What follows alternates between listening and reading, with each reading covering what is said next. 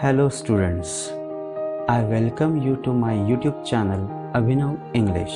नमस्कार विद्यार्थी मित्रांनो, मी भाविन पटेल आपलं अभिनव इंग्लिश या यूट्यूब चॅनलवर स्वागत करतो. आज आपण इयत्ता 12वीच्या पुस्तकातील the cop and the anthem हा तिसरा धडा अभ्यासणार आहोत. The cop and the anthem म्हणजे पोलीस आणि प्रार्थना. धड्याला सुरुवात करण्यापूर्वी आपण लेखकाविषयी थोडक्यात माहिती पाहूया. William Sydney Porter, an American writer, is better known by his pen name O. Henry. O Henry म्हणून प्रसिद्ध असलेल्या आपल्या या लेखकाचं पूर्ण नाव विल्यम सिडनी पॉर्टर आहे. तो अमेरिकन लेखक असून ओ हेनरी या पेन नेम म्हणजे साहित्यिक नावाने आपले लिखाण करीत असे. He was a voracious reader since childhood. He started a humorous weekly, The Rolling Stone, and when the venture failed, he joined the Houston Post as a reporter, columnist, and occasional cartoonist. The Rolling Stone नावाचे साप्ताहिक त्याने सुरुवातीला काढले. ते विनोदी साप्ताहिक होते, पण जेव्हा त्याचा हा उपक्रम अपयशी ठरला तेव्हा त्याने ह्यूस्टन पोस्ट या वृत्तसंस्थेत पत्रकार, स्तंभलेखक आणि प्रसंगी व्यंगचित्रकार म्हणून नोकरी पत्करली. त्याला लहानपणापासूनच वाचनाची प्रचंड आवड होती. The story the cop and the anthem is one of O Henry's well known stories. O हेनरीच्या अनेक सुप्रसिद्ध कथांपैकीच the cop and the anthem ही एक खिळवून ठेवणारी कथा आहे. To describe his style of writing, people have often used the term smile and tears, which implies his twisted ways of thoughts and endings in almost every story. त्याची लेखनशैली ही वाचकाला अश्रू आणि हास्याच्या कात्रीत पकडणारीच. त्याच्या बहुतेक कथा आणि त्यांचा शेवट हा आपल्याला अंतर्मुख करून सोडणारा असतो. स्वातंत्र्य आणि बंदिवास यांच्या पेचात अडकलेल्या सॉपीची ही कथा आता आपण प्रत्यक्ष वाचूया. Soppy left his bench and strolled out of the square across the level sea of asphalt where Broadway and Fifth Avenue flow together. Soppy आपल्या बाकावरून उठला, रमतगमत त्याने चौक पार केला आणि जिथे ब्रॉडवे आणि फिफ्थ ॲव्हेन्यू एकत्र जातात त्या ठिकाणी डांबरी रस्त्याचा सागर ओलांडून आला. Up Broadway he turned and stopped at a luxurious cafe. ब्रॉडवेवर वळून जिथं एक महागडा कॅफे आहे त्यासमोर येऊन तो थांबला. Soapy had confidence in himself from the lowest button of his vest upward. He was shaven and his coat was trim and his neat black bow had been presented to him by a lady missionary on Thanksgiving Day. सॉपीला स्वतःवर विश्वास होता आणि अगदी त्याच्या कोटाच्या खालच्या बटनापासून ते वरच्या बटनापर्यंत तो आत्मविश्वास पूर्ण भरलेला होता. सॉपीने दाढी केलेली होती. त्याचा कोटही नीटनेटका होता आणि त्यावर एक छानसा बो त्याने लावलेला होता जो त्याला एका मिशनरी स्त्रीने थँक्सगिव्हिंग डेच्या दिवशी भेट दिला होता. If only he could reach a table in a restaurant unsuspected, success would be his. आता फक्त कुठल्याही संशयाशिवाय तो त्या रेस्तराच्या टेबलापाशी पोचण्याचा अवकाश होता की यश त्याचंच होतं. The portion of him that would show above the table would raise no doubt in the waiter's mind. टेबलावर बसल्यानंतर जेवढा भाग वर दिसणार होता त्यावरून वेटरच्या मनात कुठलीच शंका आली नसती. A roasted mallard duck, thought Soapy, would be about a thing with a bottle of wine and then for a cigar would be enough. भाजलेले मल्लाड बतक, एक वाईनची बाटली, थोडं चीज, एक कप कॉफी आणि सोबतीला सिगार इतपत आपल्याला चालेल असा विचार सॉपीने मनाशी केला. $1 for cigar would be enough. The total would not be so high as to call forth any extreme of revenge from the cafe management. सिगारसाठी $1 पुरेल. त्या कॅफेच्या व्यवस्थापक मंडळींसाठी या सगळ्याची एकूण किंमत सॉपी विरुद्ध मोठी कारवाई करायला भाग पाडणारी नव्हती. And eight the meat would leave him filled and happy for the journey to his winter island. पण तरीही पोटभर मांस त्याची क्षुधा तृप्त करून त्याला ज्या हिवाळी बेटावर म्हणजे तुरुंगात जाण्याचा प्रवासाला सुखद करणार होते. But as Soppy set foot inside the restaurant door, the head waiter's eye fell upon his tattered trousers and decadent shoes. पण त्या रेस्तराच्या दाराच्या आत पाऊल पडताच मुख्य वेटरची नजर सॉपीच्या फाटक्या पॅन्टवर आणि जीर्ण बुटांवर पडली. Strong and ready hands turned him about and conveyed him in silence and haste to the sidewalk and averted the ignoble fate of the menaced Mallard. मजबूत आणि तयार सावध हातांनी त्याला लगेचच मागे फिरवले, शांतपणे बाहेर काढले, घाईघाईने त्याला रस्त्याच्या बाजूला नेले आणि त्यामुळे त्या बिचाऱ्या मल्लाड बदकाच्या नशिबातला अपमानजनक धोका टळला. Soppy turned off Broadway. It seemed that his route to the coveted island was not to be an easy one. Some other way of entering the limbo must be devised. Soppy आता ब्रॉडवेच्या विरुद्ध दिशेला वळला आणि त्याला अत्यंत ओढ असलेले हिवाळी बेटाकडे नेणारा मार्ग इतका सहज नाही असं त्याला वाटलं. त्या तुरुंगात जाण्यासाठी कुठला तरी वेगळा मार्ग शोधला पाहिजे हे त्याला समजलं. At a corner of 6th Avenue, electric lights and cunningly displayed wares behind plate glass made a shop window attractive. 6th Avenueच्या कोपऱ्यावर असलेल्या एका दुकानात त्याला विद्युत रोषणाई आणि सजावटीच्या कौशल्याने ठेवलेल्या वस्तू अधिकच आकर्षक वाटल्या. Soppy took a stone and dashed it through the glass. People came running round the corner, a policeman in the lead. सॉपीने एक दगड उचलला आणि त्या काचेच्या तावदानाकडे भिरकावला.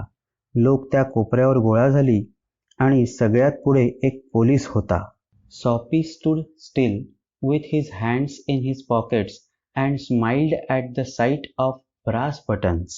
Soppy मात्र चेहऱ्यावर स्मितहास्य आणि हात खिशात घालून मस्तपैकी उभा राहून पोशाखावर पितळी बटणे असलेल्या पोलिसाकडे पाहून हसला.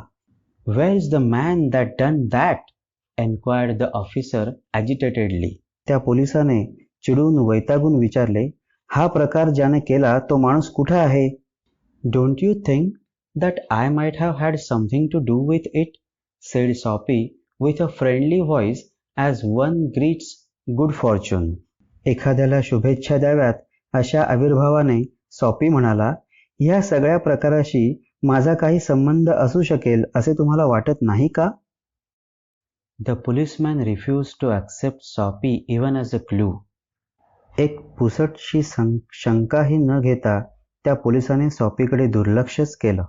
Men who smash windows do not remain to chat with the police. They take to their heels.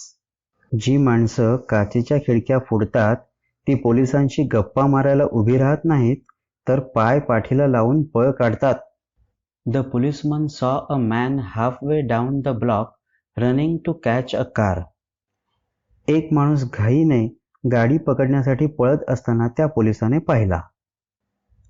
With drawn club, he joined in the pursuit.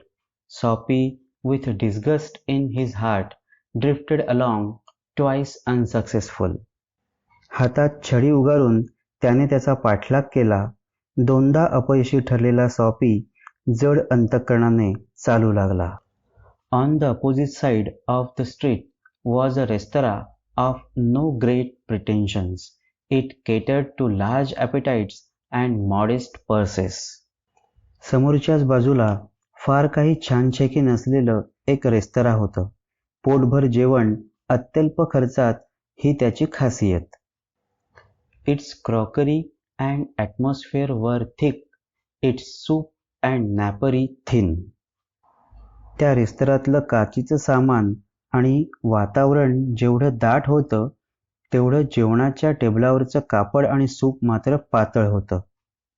Into this place Soppy betook himself without challenge. कोणत्याही आव्हानाशिवाय सॉपीनं आत प्रवेश केला. At a table he sat and consumed beef steak, flapjacks, doughnuts and pie. तो टेबलावर बसला आणि त्यानं beef stick, फ्लॅपजॅक, doughnut आणि पाय फस्त केलं. And then he told the waiter the fact that the minutest coin and himself were total strangers. मग त्यानं वेटरला सांगितलं की त्याच्याकडे अजिबात पैसे नाहीत. छोट्यातलं छोटं नाणं आणि सॉपी यांचा दुरान्वयानेही काही संबंध नव्हता. Now get busy and call a cop, said Soppy, and don't keep a gentleman waiting. चला आता लगेच पोलिसांना बोलवा, सॉपी म्हणाला, आणि माझ्यासारख्या सभ्य गृहस्थाला असा तात्काळ ठेवू नका. No cop for you, said the waiter with a voice like butter cakes and and eye like a cherry in the Manhattan cocktail. Hey gone. तुझ्यासाठी पोलिसांची गरज नाही. बटर केक सारख्या मऊशार आवाजात आणि मॅनहॅटन कॉकटेलवरच्या लाल चुटूक चेरीसारखे डोळे असलेला वेटर म्हणाला, चल रे भामट्या. Upon his left ear on the callous pavement, two waiters pitched Soppy. दोन वेटर्सनी सॉपीला अगदी व्यवस्थित उचलून कणखर अशा फुटपाथवर नेऊन डाव्या कानावर आदळलं. He arose joint by joint as a carpenter's rule opens and dusted his clothes. सुतारांच्या मोजपट्टीसारखं मग सॉपी एक एक सांधा उलगडत उलगडत कसा बसा उभा राहिला आणि त्याने आपले कपडे झटकले. Arrest seemed now but an elusive dream. The island seemed very far away. हिवाळी बेटावरील तुरुंग आता आणखी दूर दूर भासत होता. A policeman who stood before a drugstore 2 doors away laughed and walked down the street. 2 blocks पलीकडे असलेल्या औषधांच्या दुकानासमोरचा एक पोलीस हसत हसत तिथून निघून गेला. Soppy was seized with a sudden fear that some dreadful enchantment had rendered him immune to the arrest. कुण्या अद्भुत शक्तीमुळे आपण अटक प्रतिरोधक झालो आहोत की काय अशा भीतीने सॉपी ग्रासला गेला. He was in a state of panic and when he came upon another policeman laughing grandly in front of a glittering theater, he caught at the immediate straw of disorderly conduct. उद्विग्न अवस्थेत असतानाच जेव्हा तो एका मोठ्या चमत्कार theatre समोर आरामात फिरणाऱ्या पोलिसासमोर आला तेव्हा आपण बेशिस्त वर्तन करून स्वतःला अटक करून घेऊ शकतो अशी युक्ती त्याला सुचली. On the sidewalk, Soppy began to yell drunken gibberish at the top of his harsh voice. He danced, howled, raved and otherwise disturbed the skies. Soapy फुटपाथवर आपल्या भसाड्या आवाजात बेवड्यासारखं बरळू लागला. तो नाचला काय, ओरडला काय, बडबडला काय आणि सगळं वातावरण अस्वस्थ करण्याचा प्रयत्न त्याने केला. The policeman merely twirled his club, turned his back to Soppy and remarked to a citizen. त्या पोलिसाने त्याच्या हातातला दंडुका फिरवला आणि पाठ फिरवून तो त्याच्या बाजूला उभ्या असलेल्या माणसाला म्हणाला, "'Tis one of them yellow lads celebrating the goose egg they gave to the Hartford College. Noisy, but no harm. We have instructions to let them be." Hartford कॉलेजला 0 गुणांनी हरवल्यामुळे आपला आनंद साजरा करतोय तो. गोंगाट करतोय पण काही विशेष त्रास नाही. आम्हाला वरून आदेश आहेत त्यांच्याकडे दुर्लक्ष करण्याचे. Disconsolate, Soppy stopped his unavailing racket. Would never a policeman lay hands on him? In his fancy, the island seemed an unattainable Arcadia. He buttoned his thin coat against the chilling wind. निराश झालेल्या सॉपीने आपला उपद्रव थांबवला. कोणी police त्याला कधीही पकडणार नाही का? त्याच्या कल्पनेत त्याला हिवाळी बेट म्हणजे एक कधीही प्राप्त न करता येण्यासारखं नंदनवनच भासू लागलं. थंडगार वाऱ्यापासून बचावण्यासाठी त्याने आपल्या पातळ कोटाची बटणं लावून घेतली. In a cigar store, he saw a well-dressed man lighting a cigar at a swinging light. He had set his silk umbrella by the door on entering. तेवढ्यात त्याला एका सिगारच्या दुकानात चांगले कपडे घातलेला एक माणूस झुलत्या दिव्यावर सिगार पेटवताना दिसला. दुकानाच्या दारापाशीच त्याने आपली रेशमी छत्री ठेवलेली सॉपीने पाहिली. Sophie stepped inside, grabbed the umbrella, and sauntered off with it slowly. The man at the cigar light followed hastily. Soppy आत शिरला, छत्री उचलली आणि हळुवारपणे तिथून रमत गमत बाहेर पडला. त्या दिव्याजवळ सिगार पेटवणारा तो माणूस घाईनेच त्याच्या मागे चालू लागला.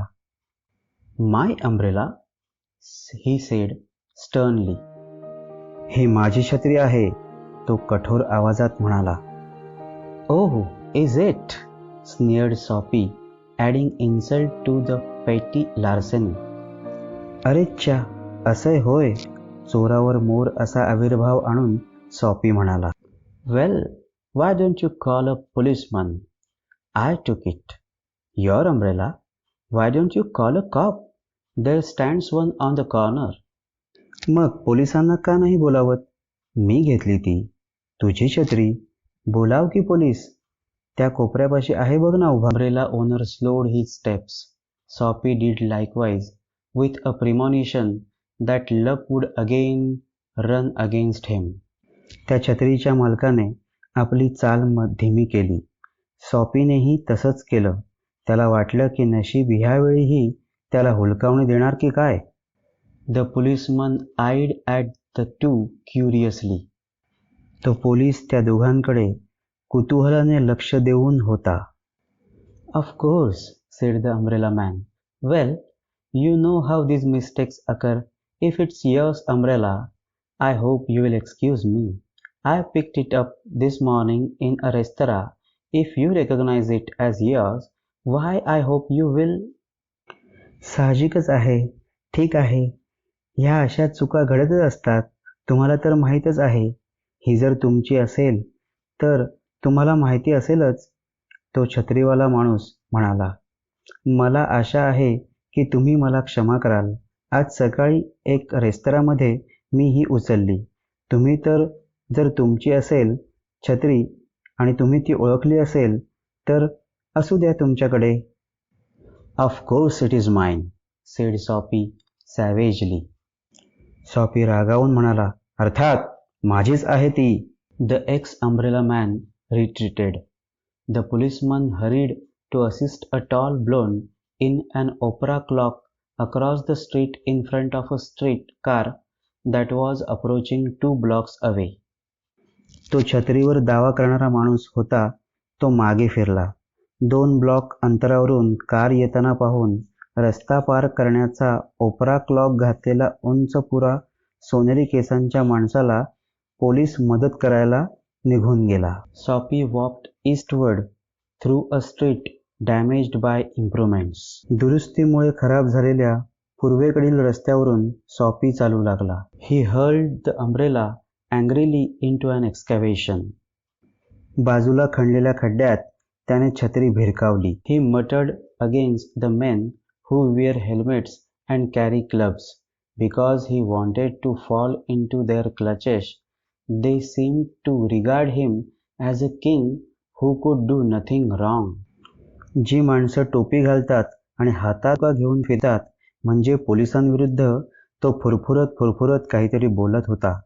कारण त्याला त्यांच्या हाती कैद व्हायचं होतं आणि ते मात्र याला एखाद्या राजासारखे वागणूक देत होते, जो कधीही कोणतीही चूक करूच शकत नाही. At length, Sophie reached one of the avenues to the east where the glitter and turmoil was but faint. पूर्वेकडे थोडं अंतर चालल्यावर सॉफी एका कमी झगमगाट असलेल्या आणि गडबड कमी असलेल्या रस्त्यावर आला. He dragged himself towards Madison Square, for the homing instinct survives even when the home is a park bench. मग त्याने स्वतःला मॅडिसन चौकात नेलं, कारण घर एखाद्या बाकावर जरी असलं तरी घराची ओढ ही असतेच की. But on an unusually quiet corner Soapy came to a standstill. अतिशय शांत वळणावर सॉपी स्तब्ध झाला. Here was an old church, quaint and rambling and gabled. तिथं एक जुनं, विलक्षण, अवाढव्य आणि निमुळत्या छताचं चर्च होतं. Through one violet stained window a soft light glowed, where no doubt the organist loitered over the keys, making sure of his mastery of the coming Shabbat anthem. एका जांभळ्या रंगाच्या काचेच्या खिडकीतून प्रकाश येत होता. तिथं निःसंशयपणे कोणी ऑर्गन वाजवणारा येणाऱ्या सब्बाथ सणाकरता वाजवण्याच्या प्रार्थना गीताचा सराव करत होता. For there drifted out to Sophie's ears sweet music that caught and held him transfixed against the convolutions of the iron fence. कारण तिथून येणारे ते मधुर स्वर ऐकून सॉफी त्या तारेच्या कुंपणापाशी मंत्रमुग्ध अवस्थेत येऊन उभा होता. The moon was above, full and radiant. Vehicles and pedestrians were few. Sparrows twittered sleepily in the eaves, or a little while the scene might have been a country churchyard. आकाशात चंद्र होता, पूर्ण आणि तेजोमय. वाहनं आणि पायी चालणारे कमी होते. चिमण्या पागोळ्यांखाली पेंगुळलेल्या स्थितीत चिवचिवत होत्या आणि ते दृश्य जणू एखाद्या गावातल्या जुन्या चर्चयार्ड सारखं दिसायला लागलं असतं. And the anthem that the organist played cemented Sophie to the iron fence, for he had known it well in the days when his life contained such things as mothers and roses, and ambitions and friends and immaculate thoughts and callers. आणि ती प्रार्थना जी तो organ वादक वाजवत होता त्याने सॉफीला अगदी खिळवून ठेवलं होतं, कारण त्याला ती धून चांगलीच परिचयाची होती. सॉफीला त्या समाधानाने भरलेल्या दिवसांची, जेव्हा त्याच्या आयुष्यात आई होती, गुलाबाची फुलं होती, मित्र होते, महत्वाकांक्षा होती, चांगले निर्मळ विचार आणि चांगले लोक होते, तो त्या सगळ्यांची आठवण काढीत तिथे उभा होता आणि तेव्हा त्याला अगदी गहिवरून आलं. The conjunction of Sophie's receptive state of mind and the influences about the old church brought a sudden and wonderful change in his soul. ग्रहण क्षमता असलेलं सॉफीचं मन आणि जुन्या चर्चच्या आठवणींच्या या दोन्हींचा परिणाम म्हणून सॉफीच्या अंतरंगात एक अचानक परिवर्तन घडलं. He viewed with rising horror the pit into which he had tumbled. The degraded days, unworthy desires, dead hopes, wrecked faculties, and base motives that made up his existence. आपण गाठलेली अधोगतीची पातळी, आपल्या अवाजवी इच्छा, मृत आशा, खाली गेलेली कार्यशक्ती, निम्न उद्दिष्टे यांनी व्यापलेलं त्याचं अस्तित्व याची जाणीव त्याला झाली. And also in a moment his heart responded thrillingly to this strange mood. A strong impulse moved him to battle with his desperate fact. या विचित्र जाणीवेला त्याच्या हृदयाने एक उल्हासित प्रतिसाद दिला. एका दुर्दम्य इच्छाशक्तीने त्याला या वस्तुस्थितीशी झगडण्याचं बळ दिलं. He would pull himself out of the mire and would make a man of himself again. He would conquer the evil that had enslaved him. या गर्तेतून तो स्वतःला बाहेर काढून आपलं चांगलं व्यक्तिमत्व घडवण्याचा त्याने निश्चय केला असता. ज्या दुष्ट प्रवृत्तींनी त्याला गुलाम केलं होतं त्यांवर तो विजय मिळवू शकला असता. There was time. He was young yet. He would resurrect his old eager ambitions and pursue them without faltering. अजूनही वेळ निघून गेलेली नव्हती. तो अजून तरुण होता. त्याच्या जुन्या इच्छा, महत्वाकांक्षा तो पुन्हा जागृत करू शकला असता आणि न डगमगता त्याने त्यांचा मागोवा घेतलाही असता. Those solemn but sweet organ notes had set up a revolution in him. त्या धीरगंभीर आणि मधुर संगीत लहरींनी त्याच्यामध्ये ही क्रांती घडवून आणली होती. Tomorrow he would go into the roaring downtown district and find work. उद्या तो शहरात जाऊन काम शोधणार होता. A fur importer had once offered him a place as a driver. एका कातडी व्यापाऱ्याने त्याला चालकाचे काम देऊ केलेले होतेच. He would be somebody in the world. He would, जगात तो आपलं स्थान निर्माण करणार होता. तो कोणीतरी बनणार होता. तो Soapy felt a hand laid on arm. He looked quickly around into the impassive face of a policeman. तोच सॉपीला आपल्या हातावर कोणीतरी हात ठेवल्याचं जाणवलं. त्याने पटकन पाहिलं. त्याला एका पोलिसाचा निर्विकार चेहरा दिसला. What are you doing here? Asked the officer. तू इथं काय करतोयस? त्या पोलीस अधिकाऱ्यानं विचारलं. Nothing, said Soapy. कुठं काय? काही नाही, सॉपी म्हणाला. Then come along, said the policeman. चल तर मग माझ्यासोबत, पोलीस म्हणाला. 3 months on the island, said the magistrate in the police court the next morning. 3 महिने बेटांवरील तुरुंगवास. दुसऱ्या दिवशी सकाळी पोलिसांच्या कोर्टातील न्यायाधीशांनी सुनावलं. मित्रांनो, सॉपीच्या नियतीतला विरोधाभास सांगणारी ही कथा अशा विचित्र वळणावर संपते. मीच माझ्या जीवनाचा शिल्पकार असं जरी असलं तरी आपल्याला हवं तेच प्रत्येक वेळी घडेल असं सांगता येत नाही. अशी अनिश्चितता अधोरेखित करणारी ही कथा आहे. मित्रांनो, ही कथा या ठिकाणी संपलेली आहे आणि आता आपण थांबूया. धन्यवाद.